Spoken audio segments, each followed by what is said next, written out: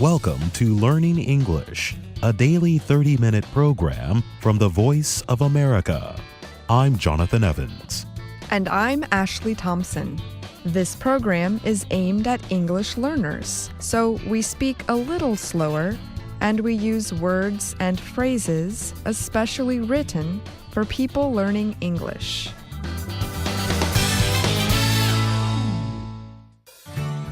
Today on the program, you will hear from Alice Bryant, Anna Mateo, and Brian Lynn.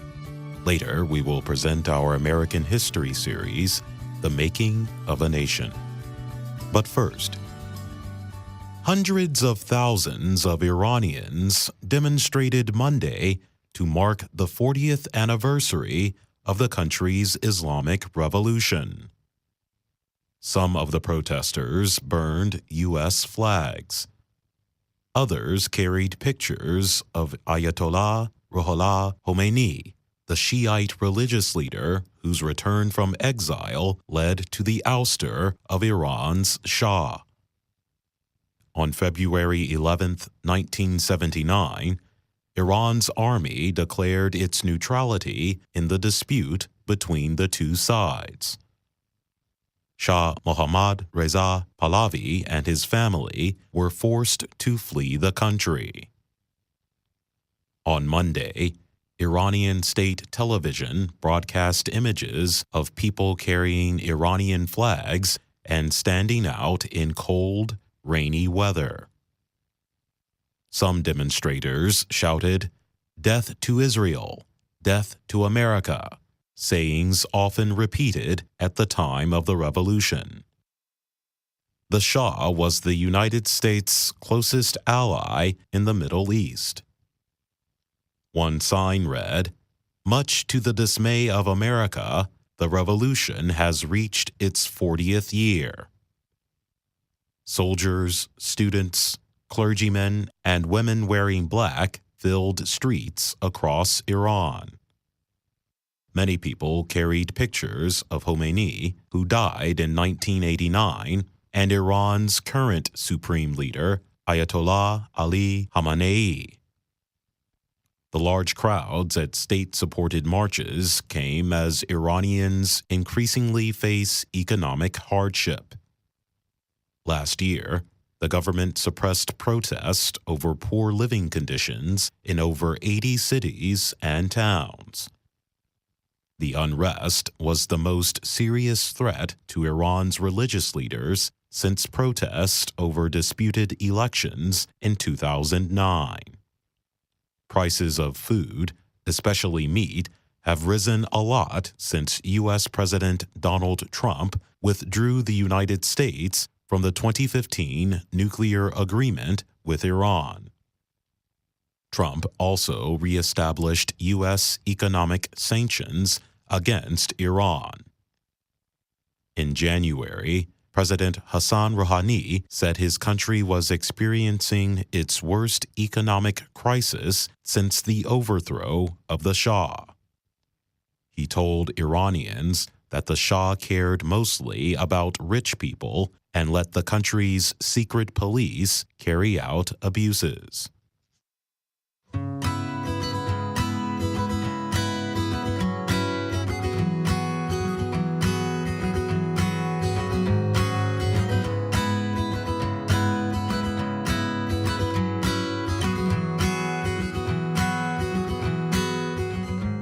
Parkland Strong and MSD Strong signs can still be found all over the Florida town where 17 people were killed in a school shooting last year.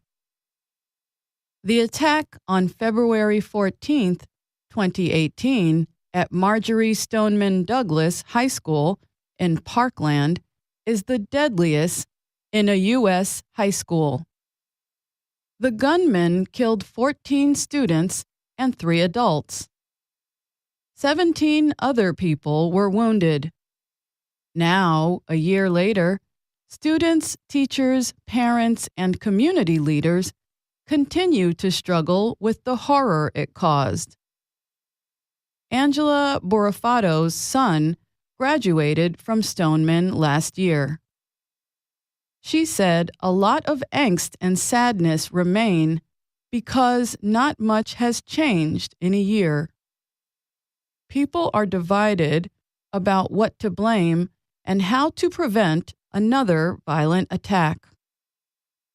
The top police official in Broward County, Scott Israel, was recently suspended from his job. The new governor of Florida, Ron DeSantis, said he ordered the suspension last month because of poor police operation during the attack. Israel is taking legal action to regain his job. Some community members also are demanding the removal of Robert Runcie as leader of Broward County Public Schools. Florida's state government passed gun control laws shortly after the shooting. These included a rise in the age limit for legal purchase of guns and the establishment of a 3-day waiting period. Some argue the restrictions are not strong enough. Others think they are too restrictive. Last month, a state legislator proposed a measure that would cancel some of the laws. Parkland is holding a series of events to mark the anniversary of the tragedy. Therapy dogs will be at MSD High School on February 14th, and the school day will end early. Students who decide not to attend classes that day will be excused. Those who come to school have been asked to volunteer for community service projects. A vigil is planned to take place in the same park where thousands gathered the day after the shooting. Nearby, California-based artist David Best is building a wooden temple in honor of the victims. Visitors will be able to leave written remembrances of the victims at the site. Free yoga training and beach cleanups are also being organized. A 5-kilometer run honoring Stoneman sports director Chris Hickson is planned for February 16th. He was shot and killed while running toward the gunfire to try to help the children. Parkland Mayor Christine Hunchofsky said the anniversary is a painful reminder that all of the city suffered. But the volunteerism helps prevent the shooting from defining it, she said. We still have people helping each other, and that's who Parkland was before this and who it is today, she said. I'm Alice Bryant.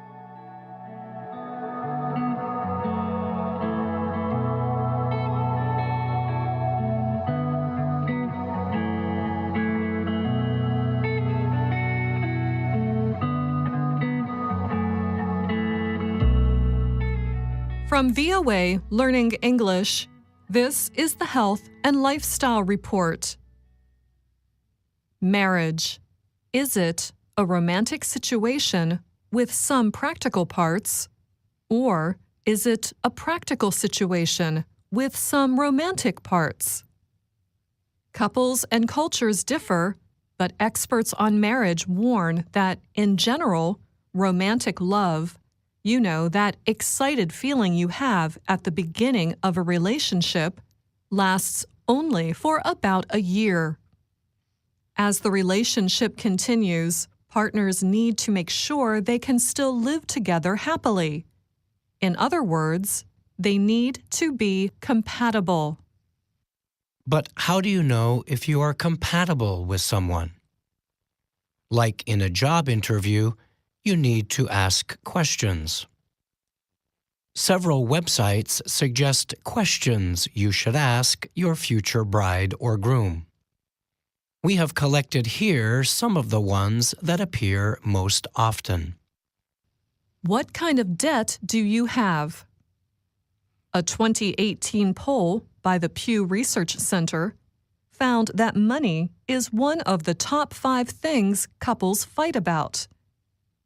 Before tying the knot, another way of saying getting married, you should talk to your partner about any money each of you owes, such as student loans, house, or car payments. One reason to talk about debt is because married couples may want to make a costly purchase together, such as a house. Debt could limit your ability to do so. And do not forget about credit card debt. This probably tells more about a person's relationship with money than any other kind of debt. That leads us to our next question. What are your spending habits? Some people are good at saving money. They take comfort in having extra in the bank. Others are good at spending money. Shopping, for them, can bring comfort. If you and your partner spend money differently, it could lead to conflict. Now is a good time to talk about savings, budgets, and how you will handle your finances together. How do you feel about a clean house? Cleaning up around the house may not seem like a big deal. However, the same poll noted earlier found that 62% of all Americans said sharing household duties is important to a successful marriage. How will you and your partner divide them? When talking about cleaning the house, there is another related question. How do you feel about clutter? For some people, living in a house with things everywhere can be very stressful. Other people have a hard time throwing anything away. It is important to know how you and your partner will deal with the everyday stuff of life. How much time do you spend on social media or other technology? Some people can spend hours on Facebook or playing video games. Other people hate using their time in such a way. Maybe they like to go hiking or play an instrument for hours instead. So, at the heart of this question is this simpler but all-important one. How do you like to spend your time? Couples who share the same interests, whatever they may be, are more likely to succeed at being married. Do you want children? Okay, whether or not to have children is a big question. In marriage, many areas are negotiable. Couples can find a compromise. However, the question of whether or not to have children is not one of those areas. For many people, the issue of children can be a deal breaker. So find out before you walk down the aisle. Find out if you both have the same expectations about babies. Yes, no, how many, and when. Have you ever been arrested? If you have, for what? This may sound obvious, but you may be surprised by what you learn. Before you marry someone, it is a good idea to find out if your partner has a criminal record. But keep in mind that not having an arrest record may simply mean that they have never been caught. So, while you are on the topic, you could also ask about a history of gambling, overusing alcohol or drugs, or perhaps violence. How much time alone do you need to be happy? You can't spend every minute together. Or can you? Best to ask. Some people are most happy when they are around others. In fact, some people hate to be alone. but other people may need large amounts of time by themselves. It is important to share where you fall on this line. Some people may take it personally if their partner does not want to be with them all the time. And the people who need to be alone may feel trapped by being with someone day in and day out, even if it is someone they love. These are just some of the questions you may want to ask before getting married. These topics may be uncomfortable, but a couple hours of feeling uncomfortable is better than a lifetime of conflict. Also, experts warn to be careful of someone who does not want to answer questions such as these. That is perhaps the greatest warning sign of all. And that's the Health and Lifestyle Report. I'm Anna Mateo. And I'm Brian Lynn.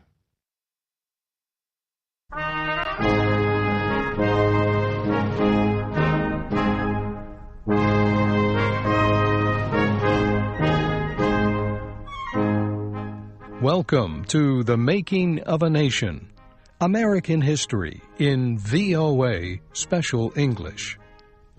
In any war, the enemy's capital city is an important target. To capture the enemy's capital usually means victory. In the American Civil War, the North hoped for a quick victory by capturing the Southern capital at Richmond, Virginia. Northern forces were strong enough. There were about 150,000 Union soldiers in and around Washington. General George McClellan led this Army of the Potomac. It was the biggest, best trained, and best equipped of the Union armies. Larry West and Tony Riggs report on McClellan's move against Richmond.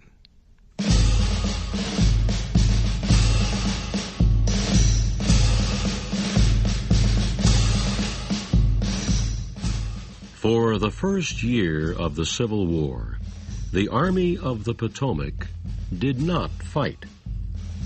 General McClellan kept making excuses for his failure to act.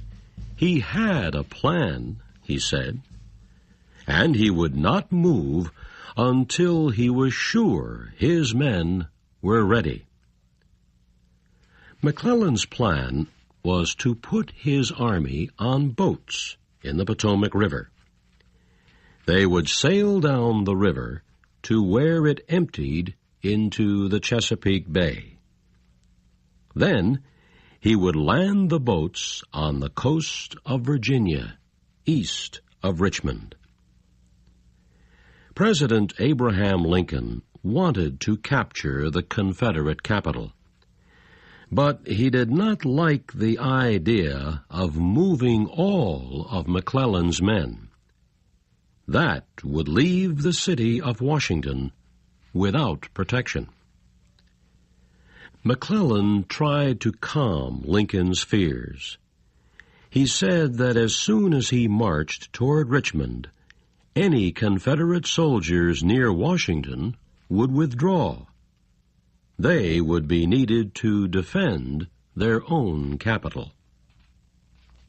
The Army of the Potomac began to move on March 17th, 1862.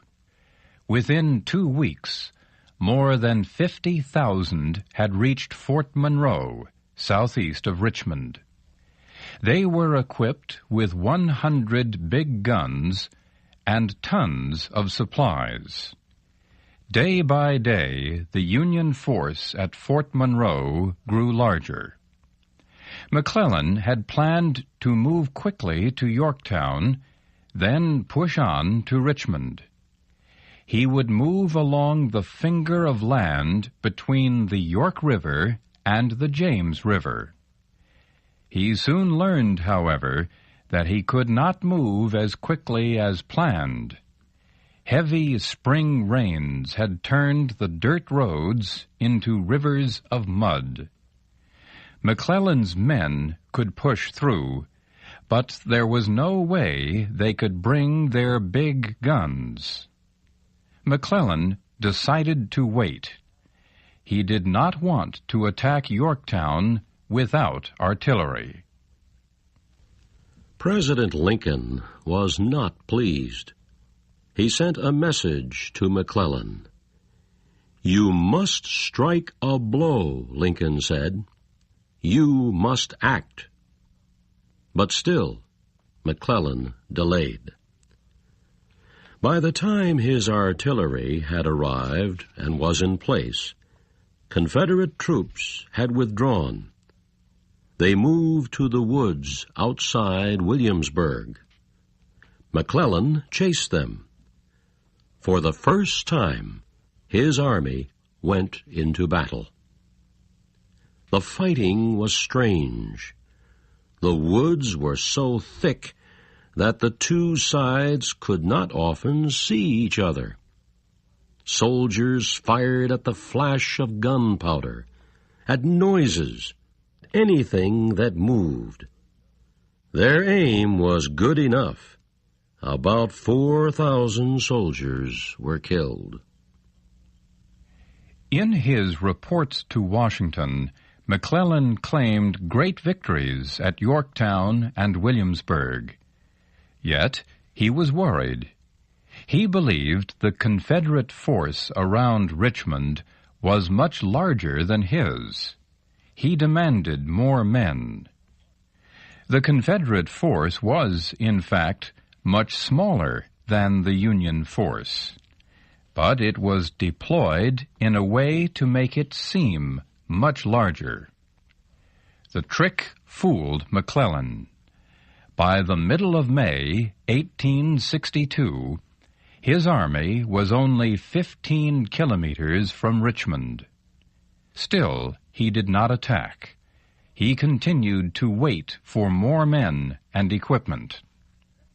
Confederate President Jefferson Davis was worried. He knew the Confederate Army was smaller than the Union Army. Davis's military advisor, General Robert E. Lee, offered a plan.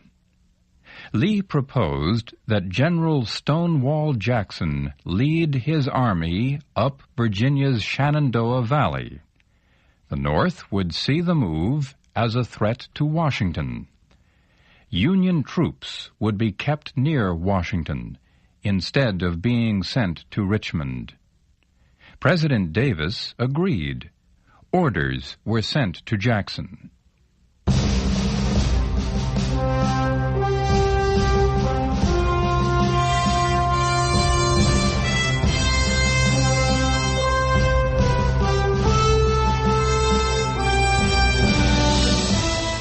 Stonewall Jackson was one of the South's best generals. He was a forceful leader, and he could make his men march until they dropped. He got the name Stonewall at the Battle of Bull Run in the summer of 1861. Southern soldiers were withdrawing. A Confederate officer tried to stop them. He urged them to follow Jackson's example, to stand and fight. He shouted, "There stands Jackson, like a stone wall." General Jackson faced 3 large Union forces in and around the Shenandoah Valley. Yet he struck hard and fast, and soon had control of the valley's main towns. His campaign is still studied at military schools around the world. It is considered an excellent example of how to move troops quickly to where they are most needed. Jackson's raids produced the exact effect Robert E. Lee had wanted. Everyone in Washington feared an immediate attack on the city. Soldiers were hurried to the capital from Baltimore and other nearby cities. And President Lincoln sent thousands of troops to chase Jackson in the Shenandoah Valley instead of helping McClellan at Richmond. The Union Army outside Richmond was deployed on either side of the Chickahominy River. The Chickahominy was not a big river. It could be crossed easily at several places. While McClellan waited to attack the Confederate capital, heavy rains began to fall. The little river began to rise. The commander of Confederate forces in Richmond saw this as a chance to smash a large part of McClellan's army. The flooding river would soon cut the Union force completely in two.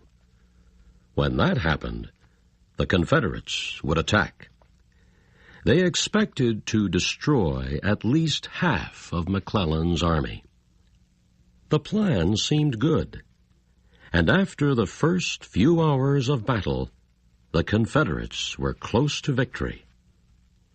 But one bridge remained over the Chickahominy River. Union soldiers were able to cross it. The Confederates were forced to withdraw to their earlier positions. No ground was gained, and more than 11,000 men were killed or wounded. Among the wounded was the commander of all Confederate forces, General Joe Johnston. General Robert E. Lee would take his place.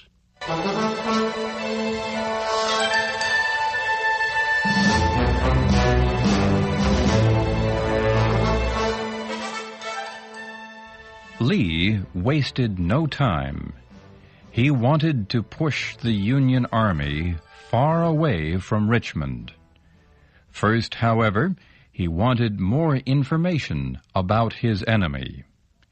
He sent a young officer, Jeb Stuart, to get it. Stuart set off with more than 1,000 men on horseback. Theirs was a wild ride around the edge of the Union Army. When they reported back 3 days later, General Lee knew exactly where he would attack. It would be the first in a series of battles known as the 7 Days Campaign. Lee took a big chance. He moved most of his men into position to attack what he now knew was the weak right side of the Union line. He left only a few thousand men to defend Richmond. He hoped the Union commander, McClellan, would be fooled by this plan.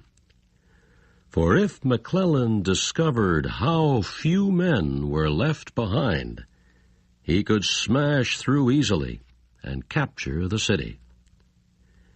With the help of Stonewall Jackson's army, Lee's plan worked. McClellan was fooled, and after a day of fierce fighting, he was forced to withdraw from the area. Lee chased McClellan for a while. They clashed at such places as Mechanicsville, White Oak Swamp, and finally Malvern Hill. The South won the 7 Days Campaign. The threat to Richmond was ended. The Confederacy was saved. But victory came at a terrible price. 20,000 Confederate soldiers were killed or wounded. As both the North and South were learning quickly, the Civil War was becoming more costly than anyone had imagined. And that's our program for today.